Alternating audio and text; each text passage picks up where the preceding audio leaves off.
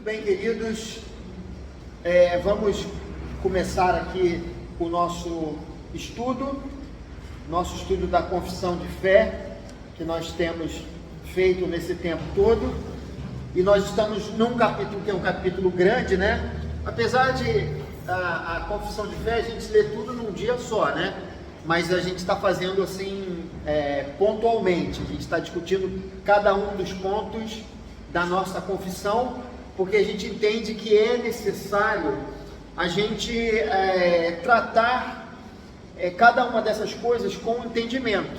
Não adianta a famosa decoreba, né? Ainda que decorar seja bom, seja um processo importante, e eu, por exemplo, com a minha dificuldade de decorar, eu perco muitas coisas, né? Porque sempre tive essa dificuldade, e sei que isso não é uma virtude, né? Você, pelo contrário, quando você consegue decorar isso, é uma coisa muito boa, mas é claro que somente decorar um conteúdo não é necessário. É importante você, além de decorar, quando a gente fala sobre a palavra de Deus, é importante a gente também praticar, né?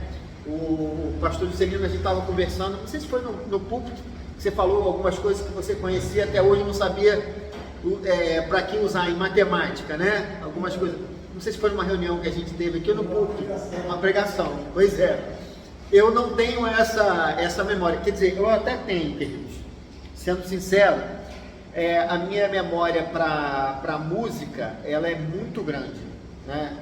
Eu acho que é porque eu desenvolvi desde cedo, desde novo, né? Eu era muito jovem, né?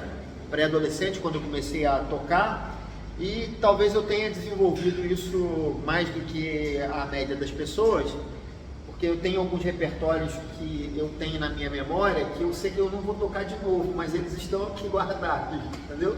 Não sei por que a mente da gente faz isso. Em contrapartida, muita coisa que eu leio, a minha mente ela acaba descartando, porque acha, não, você não vai precisar disso não, tem que guardar o repertório de música, entendeu? Eu acho que é isso. Aí ele escolhe, aí eu vivo nesse dilema, né? Então, às vezes eu preciso, para sedimentar alguma coisa, algum conhecimento, para mim é fundamental, por exemplo, dar aula sobre um determinado ponto, porque aquilo vai sendo uma coisa que vai se tornando normal, né?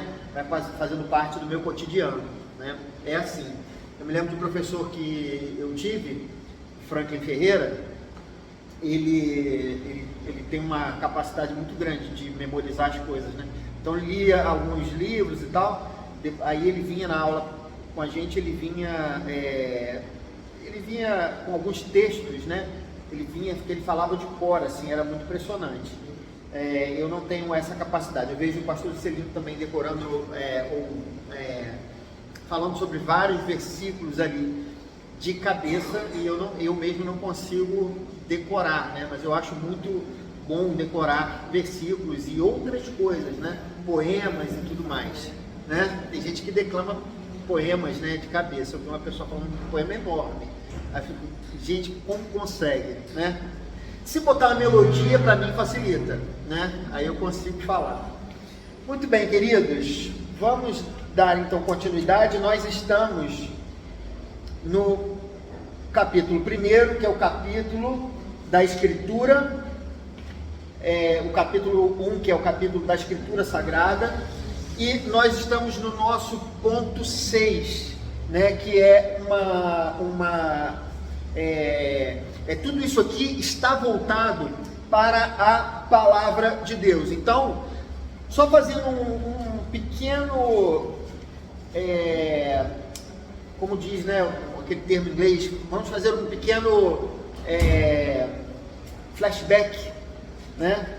Então vamos voltar um pouquinho só para a gente entender mais ou menos onde nós estamos com relação a essa compreensão da palavra de Deus, né? Nós falamos primeiro sobre a questão da revelação, dizendo que a Bíblia, ela é a palavra de Deus revelada, sem que Deus pudesse nos revelar quem Ele era, nós estaríamos perdidos. Hoje nós falamos sobre Deus, nós temos um conceito geral sobre Deus, mas nada disso foi obtido pela percepção humana. Não é o que eu acho de Deus, mas o que Deus falou a respeito de si mesmo. Então a Bíblia, ela é Deus se revelando, Deus tirando o véu. Essa palavra essa palavra no latim é revelare, ela significa tirar o véu. Então Deus tirou o véu para que nós pudéssemos enxergá-lo, para que nós pudéssemos vê-lo, né? Então esse é um ponto que é importante. Depois nós falamos sobre a inspiração, dizendo que Deus se revelou e Deus também inspirou pessoas para que essa palavra de Deus ela fosse redigida, ela fosse gravada, ela fosse escrita. E para que isso acontecesse, ele inspirou determinadas pessoas. E essa inspiração não foi uma inspiração mecânica, né? Mas o próprio Deus, a partir da vida das pessoas, do conhecimento delas, daquilo que elas eram, da sua realidade, da sua cultura, Deus foi inspirando essas pessoas para que esses livros eles fossem sendo registrados. E a partir daí, esses livros eles foram sendo mantidos até nós, eles chegaram até nós, né? Depois nós falamos que os livros bíblicos eles não foram definidos por vontade humana. Nós falamos sobre os nossos 39 livros do Antigo Testamento e 27 do Novo Testamento. Nós dissemos que a igreja, ela reconheceu esses livros, reconheceu que esses livros, eles eram livros inspirados. Não foi a própria igreja que definiu o cânon, mas ela apenas reconheceu o cânon, diferente da outra vertente cristã, que é a Igreja Católica, que eles canonizaram. Eles disseram, esses livros, eles são sagrados. Nós temos uma visão diferente. Isso porque a autoridade do livro, foi o que nós tratamos depois, a autoridade dos livros bíblicos não está fora dos livros, mas no próprio livro, na própria escritura. Deus, ele é o autor, é ele quem nós chamamos de dupla autoria das escrituras. Ele é o autor principal e ele inspirou pessoas para que essas pessoas redigissem a palavra de Deus, né? Então você tem uma determinada história, como por exemplo a história de Israel. Deus, ele se revelou através daqueles eventos maravilhosos, por exemplo, do Êxodo, e ali ele inspirou pessoas para que esses eventos fossem redigidos, mas não os eventos em si, não a partir de uma formulação histórica, mas a partir da revelação. Tudo o que está registrado tem o objetivo de mostrar, de apontar para Deus e para a nossa necessidade de salvação. Então, esse escrito sagrado, né? É que a gente vai ter a nossa, né? Nosso projeto Sal e Luz. Então, eu faço parte da banda Fruto Salgado, se for por isso, né? Então, dessa perspectiva, nós vemos que a autoridade, ela vem do próprio Deus que se revelou nas Escrituras. Então, o máximo que a gente faz é reconhecer a autoridade de Deus que está ali na sua própria palavra. E que o testemunho da igreja, por mais que seja importante, né? Por mais que a igreja tenha uma experiência com a palavra de Deus, e isso seja importante, e por mais que as histórias ali registradas, tudo aquilo também, a gente, através disso tudo, a gente evidencie que ela é a palavra de Deus, porque é um livro sobrenatural, porque não o livro físico, mas a mensagem dela é sobrenatural, ainda que isso de fato aconteça.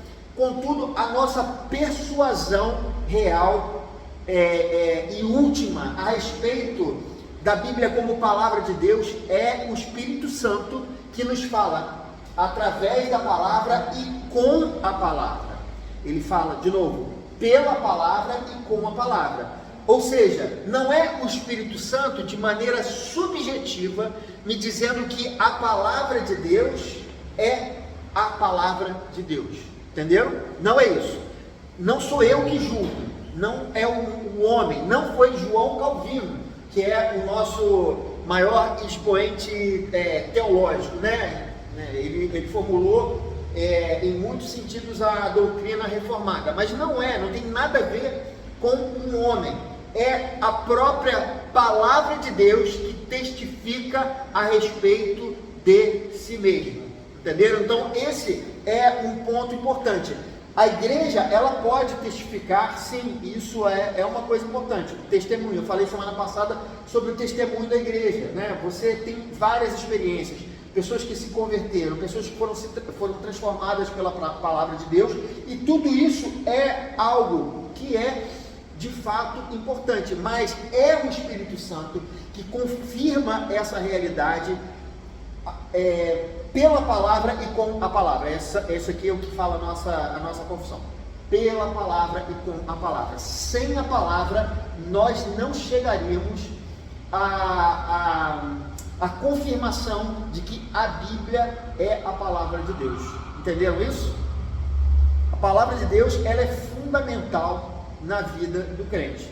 Essa é a questão. Por isso, a gente se preocupa tanto em pregar a palavra e ensinar a palavra. Você vai a muitas igrejas que dão muitas igrejas, né, que a gente vê por aí, que dão muito valor à experiência subjetiva, entendeu?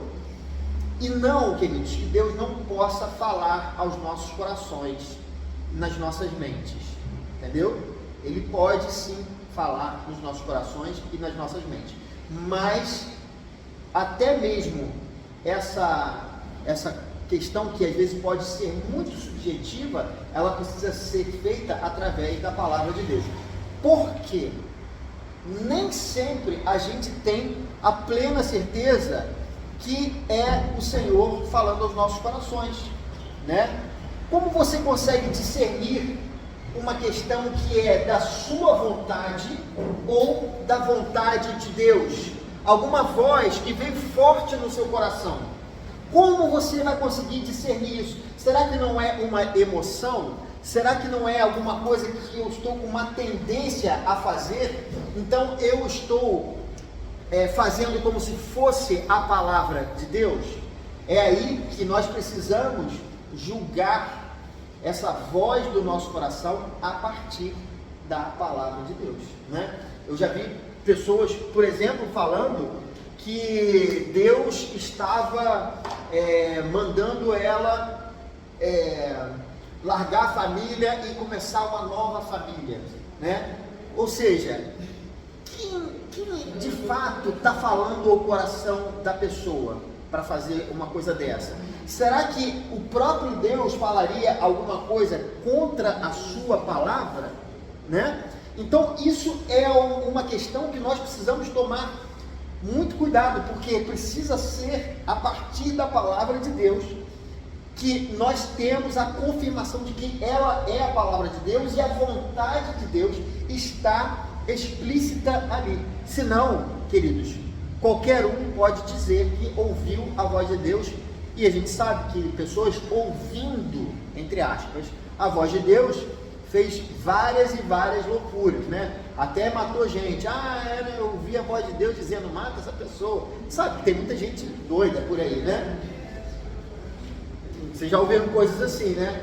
Se eu não me engano, o John Lennon, o cara que matou o John Lennon ouviu uma outra voz, eu não sei. Mas eu li uma história, não sei se foi do John Lennon, que o cara também parece que ouviu vozes. Mas eu não tenho certeza que ele ouviu a voz de Deus. Uma outra história que eu li, o cara ouvia a voz de Deus, né? Como é que pode, né? Então é a partir da palavra que nós temos a confirmação de que a Bíblia é a palavra de Deus, ok? Seguindo adiante aqui então para o nosso ponto de hoje, que é o ponto 6. Todos prontos? Todos com a confissão de fé nas mãos.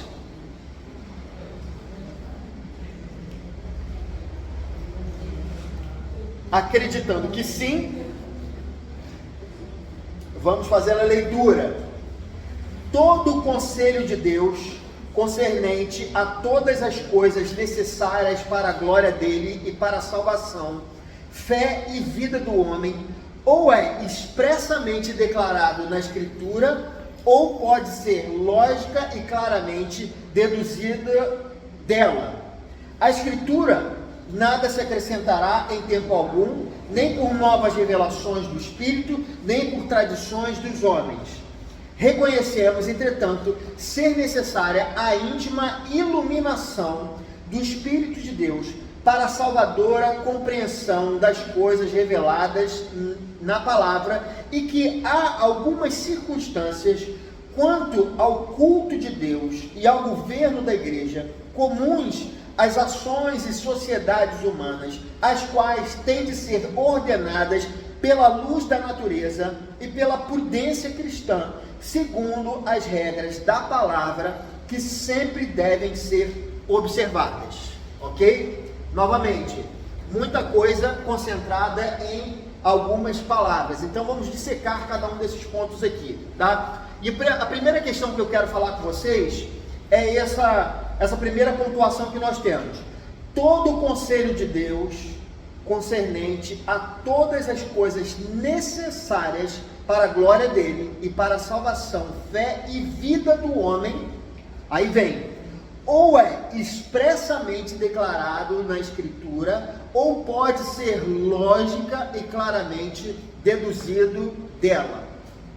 Ok? Muito bem, antes de continuar, vamos olhar para essa questão. Nós dizemos que a Bíblia, ela é a palavra de Deus, ok? Se a Bíblia é a palavra de Deus, Deus se revelando, e Ele revela a sua vontade para nós, o que nós podemos dizer, então, é que a Bíblia tem a receita para as coisas que nós precisamos viver no nosso dia a dia. Estou correto ou não? Digam para mim. Sim ou não? Sim, né? Muito bem. É da vontade de Deus que eu odeie o meu inimigo? Não? Por que não? Me digam. Isso. Existe alguma dificuldade em entender isso na Bíblia? Não. Isso aí está claramente revelado nas Escrituras, né? Não há dúvida sobre isso. Existem alguns pontos. Por exemplo, quem é o Filho de Deus? Hã? Ah, graças a Deus. Jesus Cristo. Há alguma dúvida com relação a isso? Não há uma dúvida sobre isso, né? Muito bem. Se eu falo, queridos, sobre alguma coisa, como eu devo proceder no meu trabalho, a Bíblia fala sobre isso? De que maneira eu tenho que proceder no meu trabalho? Sim? Muito bem. Mas isso é claro? Ou isso eu preciso fazer às vezes um estudo para aplicar isso? Né? Porque às vezes você não sabe exatamente ali no procedimento, você precisa fazer uma aplicação. Isso é um estudo. Eu estou achando que é claro, porque fala, faça como fizesse a Deus e não aos homens. Isso. Mas depende, se você tiver que tomar uma decisão importante, eu vou mudar de empresa ou vou continuar na mesma empresa? Isso não está escrito. Então a gente tem que pensar, né? Fazer um estudo. Por exemplo, alguém vai ser promovido. E aí, nessa promoção, eu preciso fazer algumas coisas para ser visto pelo meu chefe. É errado isso? É errado? Não, né? Muito bem. Aí, eu começo a fazer o seguinte, eu começo a receber, por exemplo, algumas mensagens que eu deveria passar para o meu chefe, eu começo a receber e essas mensagens elas são negativas, e eu começo a dizer que aquilo que está sendo feito não é culpa minha, mas é culpa do meu colega do lado que concorre à mesma vaga, porque eu sei que se eu continuar fazendo isso, a pessoa ela não vai ser escolhida, mas eu vou ser escolhida, entendeu? O que eu devo fazer, queridos, sobre isso? Eu ajo como age o mundo, ou eu preciso pensar um pouquinho sobre essa questão, sobre a ética no trabalho? Como é que é? Repensar e mudar o comportamento. Exatamente isso. Com base em que a gente faz isso? Na nossa cabeça? Das escrituras, né? Então você vê, para a salvação, para a nossa vida, para o nosso cotidiano, nós temos claramente as coisas reveladas nas escrituras, com relação à fé, crer no Senhor, por exemplo.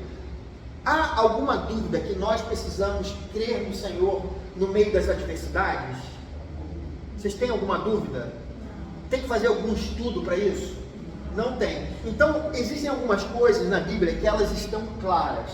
Jesus Cristo é o nosso Salvador. Ele morreu pelos nossos pecados. Nós precisamos nos arrepender dos nossos pecados, das nossas falhas. Nós precisamos confessar os nossos pecados. Coisas assim, queridos, com respeito à nossa salvação, elas estão claras nas Escrituras, né? Então, elas podem ser de uma maneira lógica, deduzida da maneira como a gente lida com as Escrituras, para a gente lidar no dia a dia.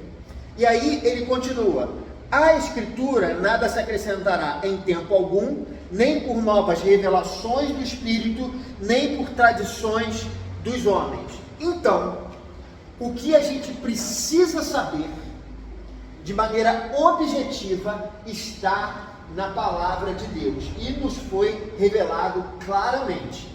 Não é necessário, para qualquer coisa, não é necessário que nós acrescentemos algo a mais. Nós temos uma determinada vertente do cristianismo que tem uma profeta, né? Que aquilo que ela escreveu é como se fosse uma complementação das Escrituras Sagradas. Nós temos na Igreja Católica, nós temos a tradição, que é um elemento também que é importante, aquilo que a Igreja ela definiu conforme o tempo se passou. Então aquilo se tornou aquilo se tornou uma doutrina da Igreja, né? Então você tem algumas questões, por exemplo, a parte de adoração à Assunção de Maria, né?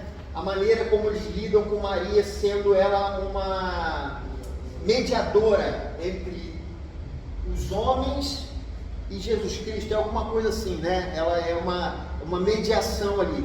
Aquilo não está nas Escrituras. Então, a gente já deixou muito claro no nosso entendimento, na nossa doutrina, que nada pode ser acrescentado, porque tudo já nos foi revelado nas Escrituras passadas, sagradas. Não existe mais nada que eu precise saber que venha a complementar a minha fé. Eu me lembro de uma pessoa que ela de repente ela começou a falar sobre a Cabala como algo, a Cabala que é um escrito judaico, não sei se vocês conhecem, né? Mas é um escrito judaico, é um escrito místico judaico, né? E ela começou a falar sobre a Cabala como uma maneira, como sendo um livro que pudesse trazer alguma coisa, nos abençoar, um complemento das Escrituras, né? Então você vê que a palavra de Deus, ela nesses 2000 anos, ela foi suficiente para a nossa fé, mas tem sempre alguém querendo acrescentar alguma coisa a mais, né?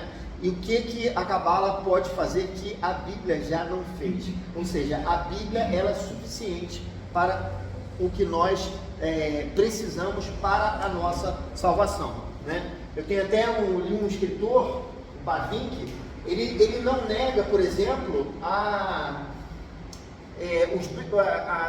palavra não é benefício não, mas ele não nega que em outras religiões você tenha coisas boas que foram escritas, que são ensinadas ali. Existem coisas boas, mas que o Evangelho é tudo o que nós precisamos para a nossa salvação. O Evangelho é Deus nos revelando com clareza a salvação, entendeu? Esse é o ponto. Ainda que outras religiões tenham coisas boas, tragam elementos bons, o Evangelho é a elucidação da nossa forma de ver, de enxergar a Deus, ok? E aí ele continua aqui, queridos. Reconhecemos, entretanto, ser necessária a íntima iluminação do Espírito de Deus para a salvadora compreensão das coisas reveladas na palavra, e que há algumas circunstâncias quanto ao culto de Deus e ao governo da igreja comuns às ações e sociedades humanas, as quais têm de ser ordenadas pela luz da natureza e pela prudência cristã, segundo as regras da palavra, que sempre devem ser observadas. Então, vamos voltar nesse trecho aqui de novo. Reconhecemos, entretanto, ser necessária a íntima iluminação do Espírito de Deus para a salvadora compreensão das coisas reveladas na palavra. E aqui é uma questão importante. Ainda que esteja muito claro na Bíblia a nossa necessidade de salvação, que nós somos devedores diante de Deus, que nós precisamos nos arrepender dos nossos pecados, a nossa doutrina, ela reconhece a necessidade da iluminação.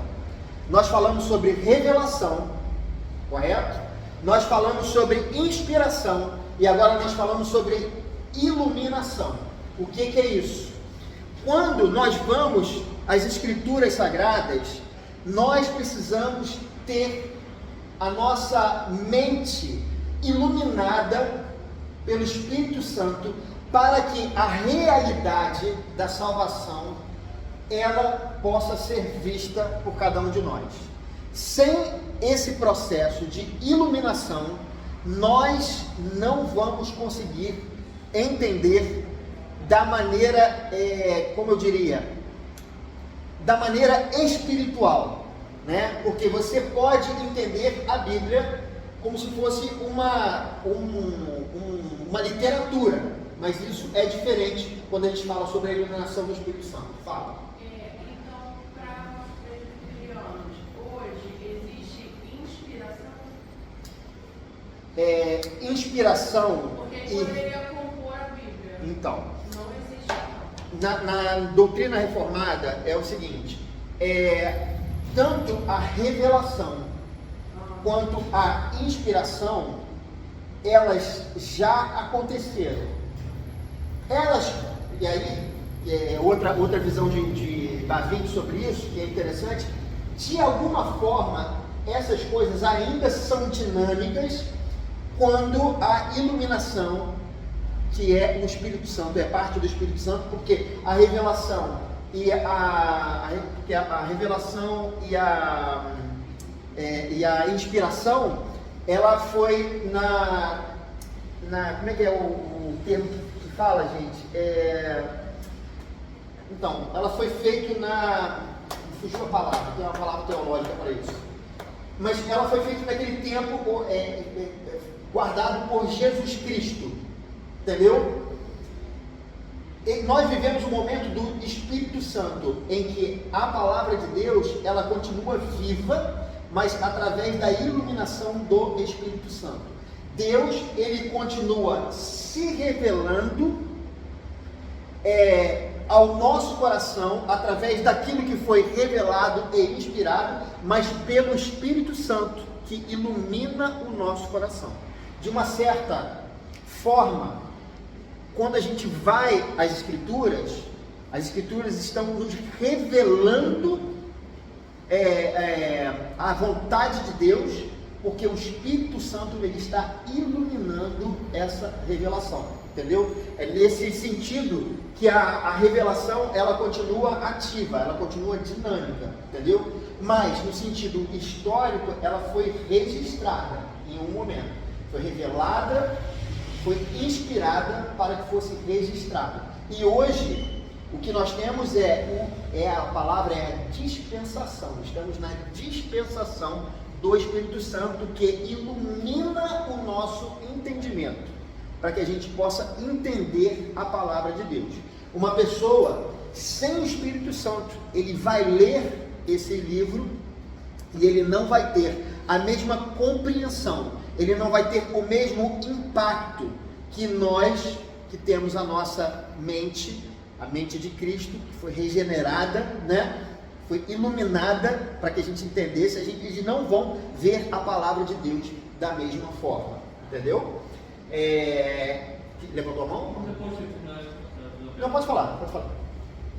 É porque aqui eu tenho uma palavra que eu tenho a impressão de sou como mal colocada. Eu gostaria que você Uma palavra de quem? Que você clareasse diz assim, ó, se é necessária a íntima iluminação do Espírito de Deus para a salvadora compreensão.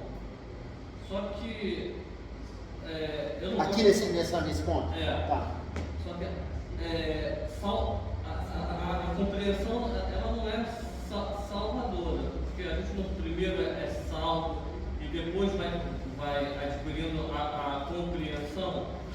Me mostra aqui. Não sei, né? A parte que você acabou de falar, a iluminação de Deus para a salvadora compreensão. Aí esse salvador eu entendo assim como uma proveitosa compreensão. Você não pode ser salvo por simplesmente ter uma compreensão. É salvo depois você passa a compreender. Então, cara, a questão é que quando a gente fala sobre esse processo de salvação, são os dois aspectos da salvação, né? Os dois aspectos são aquilo que é feito antes da fundação do mundo em Jesus Cristo e aquilo que acontece no tempo e no espaço. Tudo o que é referente a Deus, a nossa eleição, por exemplo, é uma coisa que a gente não tem. Achei que não estivesse gravando, me deu susto. A gente não tem ingerência sobre as coisas relacionadas a Deus. Por exemplo, quando eu falo sobre a minha salvação e a minha eleição, eu estou falando isso por fé, né? Por quê? Porque eu creio porque a Bíblia me fala, mas eu não estou na eternidade, né? O que me resta como ser humano é viver o minuto após minuto. E nessa vida, a realidade eu vivo através das minhas escolhas. Tudo que a gente faz é escolha. Abri o livro, fechei o livro, fui, sentei ali. Tudo na vida é escolha, né? Então, de uma certa maneira, quando a gente vai à palavra de Deus, quando o Espírito Santo nos regenera, antes de nós mesmos escolhermos a salvação, né? Que isso não é feito por nós, isso é feito pelo Espírito Santo, em algum momento eu vou precisar exercer a minha fé, entendeu? Eu vou precisar compreender. Isso não acontece sem a minha participação, e esse é o nosso grande dilema. Como que eu posso ser responsável pela minha negação ao Evangelho, né? Ou pela minha aceitação ao Evangelho, sendo que, na verdade, Deus nos escolheu antes da fundação do mundo. Mas a Bíblia nos diz que tanto Deus nos escolheu antes da fundação do mundo, como também eu sou responsável pelas minhas escolhas, entendeu? Isso é a questão. E, de fato, quando a gente vai à Bíblia, tem uma hora que os nossos olhos são abertos, entendeu? Foi o Espírito Santo que fez isso antes, beleza. Mas eu não aceitei o Evangelho sem a participação do meu entendimento. Porque a conversão é isso. É como se de repente as coisas fossem abertas e eu entendesse o Evangelho. Então, nesse sentido, realmente eu entendo que está adequado. Porque a gente tem essa, por mais que seja o Espírito Santo que nos toque antes, a gente tem esse impacto, que é o impacto da salvação, que é aquele momento que você reconhece, entendeu? Então, nesse sentido, eu entendo que está adequado. Mas, será que pode ter uma outra palavra? Talvez possa. Eu não sei como é que é no original. Talvez a salvadora graça vindo a trazer a compreensão. Sim. Entendeu? Sim. Pode ser mais adequado, pode ser. Então, uma coisa que é importante que ele está levantando aqui, que a gente fala sobre a confissão de fé. A confissão de fé não é a palavra de Deus. Se, por exemplo, ele estivesse propondo, vamos mudar no versículo bíblico, eu falei, Felipe, não, calma. Mas sim, tem uma palavra que é mais adequada, alguma coisa que talvez a própria tradução não seja a tradução ideal e tudo mais. Mas de qualquer maneira, são as minúcias, né? Mas de qualquer forma, eu acredito que até isso aí também está abarcando.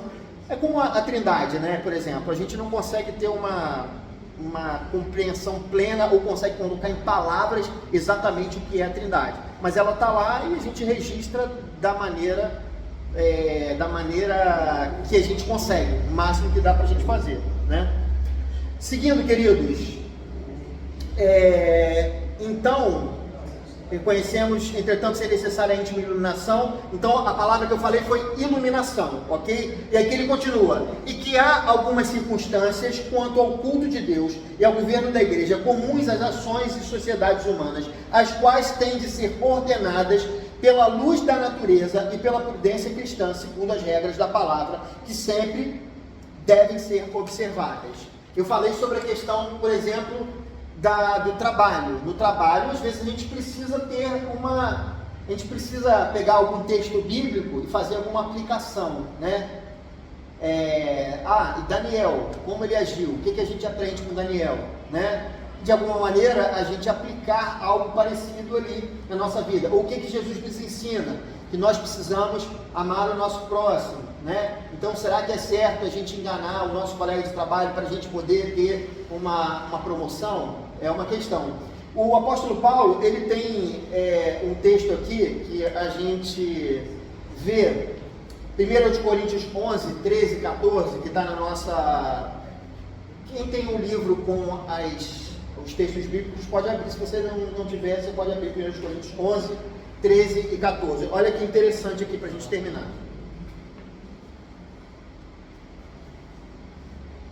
Ele diz o seguinte: julgai entre vós mesmos, é próprio que a mulher olhe a Deus sem trazer o véu? Ou não vos ensina a própria natureza ser desonroso para o homem usar cabelo comprido, né? É interessante que Paulo, ele está falando isso aqui à luz da cultura que havia em Corinto, né? Então, nessa cultura era problemático, por conta do significado da mulher sem véu, era necessário que a mulher estivesse de véu para orar e que o homem não tivesse cabelo comprido, né? Agora, isso aqui, por exemplo, é uma aplicação circunstancial do apóstolo Paulo. Por quê? Por exemplo, hoje, o véu na nossa cultura, ele não é uma coisa necessária para demonstrar respeito. O apóstolo Paulo está falando isso. Na comunidade, quando os santos congregam, a gente precisa ter uma certa... esse momento precisa ser um momento solene, entendeu? De alguma maneira. Não sei se é essa palavra exata, mas algo pelo menos desse tipo. Imaginem o seguinte: eu, irmãos, não tenho nenhuma dificuldade em usar outros tipos de roupa, entendeu? Mas quando eu venho aqui no domingo, eu tento usar uma roupa mais neutra como essa. Por quê? Porque é assim que o pastor tem que se vestir? Não, porque eu acho que culturalmente é mais adequado. Eu fui numa igreja que o pastor ele estava bem mal vestido, não é nada contra a maneira como ele estava se vestindo, não. Mas é o seguinte, naquele momento eu tive até dificuldade de identificar que ele era o pastor. Nenhum problema. Ele pode ser um pastor maravilhoso. Eu acho que ele era um bom pastor. Eu conheci ele muito bem. Mas eu estou dizendo assim, por uma questão mesmo de organização e tal, eu uso uma roupa como essa. Mas imaginem, queridos, uma vez eu vi um camarada, o pessoal da antiga era assim, eles iam até a padaria ou a banca de jornal, aí ele saía de casa, às vezes sem camisa e com um short de pijama, domingo de manhã, e ia comprar o pão, e não sei quem lembra disso, mas isso era muito comum. Eu vi, há um tempo atrás, eu vi um cara fazendo isso, aí eu me lembrei disso, falei, gente, isso era comum, e hoje eu acho extremamente estranho, né? Não sei se vocês acham, eu acho esquisito. Uma pessoa sai com short de pijama, sem roupa, vai pra padaria, vai pra banca de jornal, sem roupa não, sem camisa, entendeu? Eu acho isso tanto quanto esquisito, né?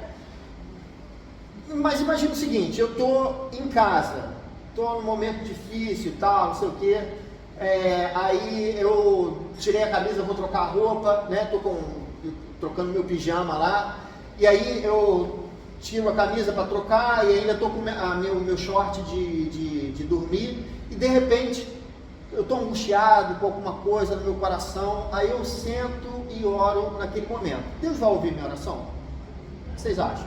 Sim. Sim, né? Qual é o problema? Não tem que estar vestido de assim, só assim que Deus vai ouvir minha oração. Beleza. Mas, digamos assim, eu vim aqui na igreja e entrei no culto. Entrei sem camisa e com meu short de pijama. Irmãos, vamos começar o nosso culto. Bom dia, irmãos, vamos começar o nosso culto. O que vocês acham sobre isso?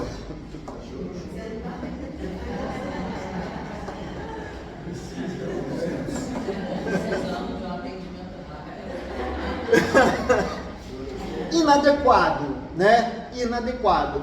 Essa é mais ou menos a situação que o apóstolo Paulo está falando aqui, nesse contexto, entendeu? Então, a gente precisa fazer algumas aplicações, reconhecer que a Bíblia não fala todas as coisas e que em algumas coisas a gente precisa fazer, né, usando essa palavra, fazer um estudo a respeito daquilo que é a palavra de Deus, separar uma coisa de outra. A roupa, por exemplo, queridos, eu sei que Deus vai me ouvir se eu estiver tomando banho, se estiver angustiado, estou orando, ou estou cantando, estou glorificando a Deus, né, debaixo do chuveiro, ótimo, entendeu? Sei que Deus aceita a minha oração naquele momento, não tem nenhum problema. Mas é claro, quando a gente fala sobre outras questões, sobre a nossa, a questão da igreja, a maneira como a gente procede, o próprio sistema de governo da igreja, por exemplo, da igreja presbiteriana, a gente recorre a princípios bíblicos. O sistema presbiteriano, que tem como a questão principal o governo dos presbíteros, isso a gente faz como um estudo das escrituras, e a gente tenta viver mais ou menos como a Bíblia nos dá ali algum parâmetro. Ela nos serve de parâmetro para algumas coisas na nossa vida, né? Forma de batismo, por exemplo. A Bíblia ela não é categórica com relação à quantidade de água que se batiza uma pessoa. A igreja presbiteriana optou por fazer o batismo por aspersão e efusão. Outras igrejas fazem por imersão. Mas a gente sabe que aquilo é um significado, é um símbolo. Então, a gente chega às conclusões, através das escrituras, como nós devemos proceder no batismo, né? Então, isso é uma coisa que é periférica, mas que você usa a Bíblia como uma referência. Agora, o batismo é claramente visto, a necessidade do batismo, né? O batismo é um sacramento, é claramente visto nas Escrituras. Então, nós precisamos batizar, porque esse é o mandamento claro das Escrituras. Entenderam a diferença? Muito bem, queridos. Passei um pouquinho hoje, tá bom? Deus abençoe. Até daqui a pouco lá em cima no culto.